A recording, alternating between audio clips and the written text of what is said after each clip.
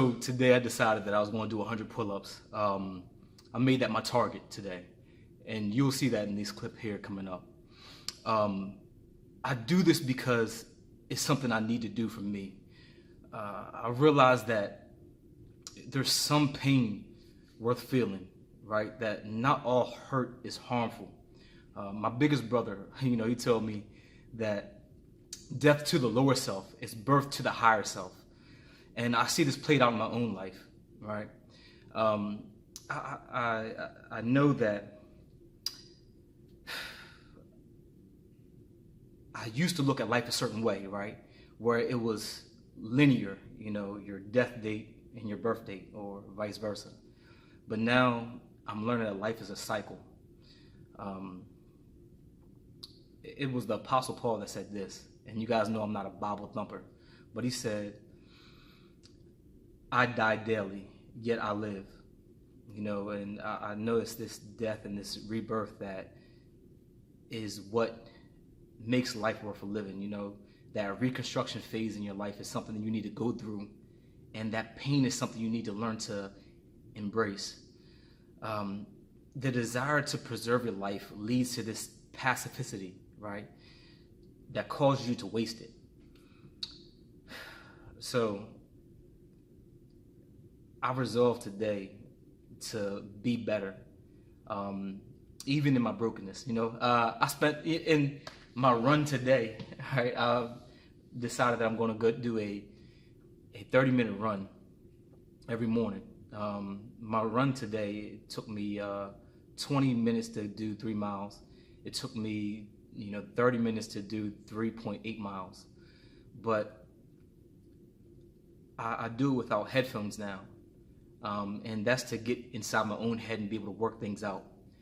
You're going to have bags under your eyes some days. You're going to be tired. You're going to, be groggy. But you're going to suffer either the pain of discipline or the pain of regret. And it is my most sincere belief that there's no pain like regret.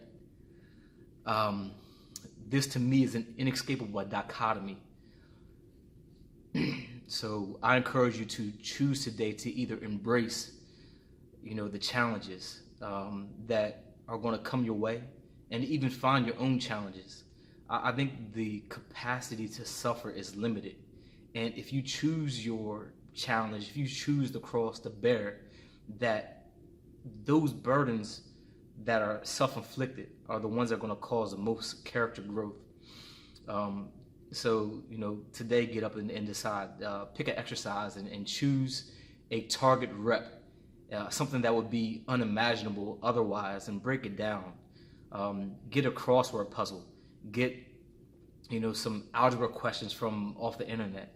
Set a timer for 30 minutes and decide to stick to one thing solely and focus on that. Print out an article and resolve to read it until you're done. But that uninterrupted focus where you're with yourself, learn that life is going to come with its ups and downs, and it's about how you adjust to it. There's a saying, pick your poison, so I'm gonna cut this short, but I think about the archetypes from the Bible and, the lessons that I feel I can extract from it. And the whole story of the gospel is a death, the burial, and resurrection. And I think that there is some merit in learning to die and be reborn. Paul said this. He said, oh, that I would know him in the fellowship of his suffering. I have people that are our family now that, because of the way we suffer together, even though we might have the most vehement disagreements, it was our suffering that kind of drew us together.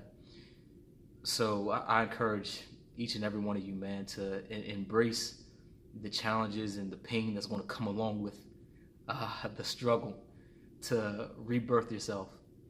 I haven't felt this good in a long time, and I know it's because I've learned to enjoy the growing pains and the struggling and the cycle of life, that when I was thrown off balance, to get back up, so if anything, man, just be encouraged. All right, peace. Mo thought I was good at saying deep things, but I'm not. Huey, say something deep. Huh? I ain't got all day, boy. Be deep. Your pain is the breaking of the shell that encloses your understanding. It is the bitter potion by which the physician within you heals your sick self. Therefore, trust the physician and drink his remedy in silence and tranquility. Khalil Gibran.